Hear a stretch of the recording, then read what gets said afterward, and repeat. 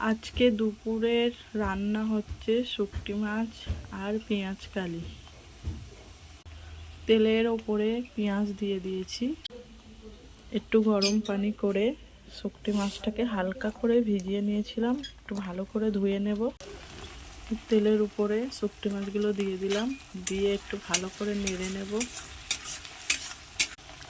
1 চামচ নুন দিয়ে দিলাম, আদা রসুন বাটা দিয়ে দিলাম, দুটো দিয়ে একটু ভালো করে নেড়ে নেব।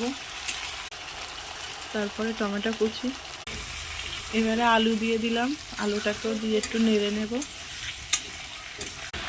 পেঁয়াজ কালি দিয়ে দিলাম, এবারে পেঁয়াজ কালিটা দিয়ে একটু নাড়বো।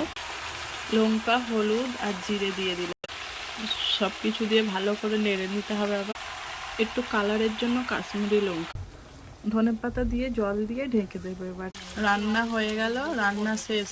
শুটকি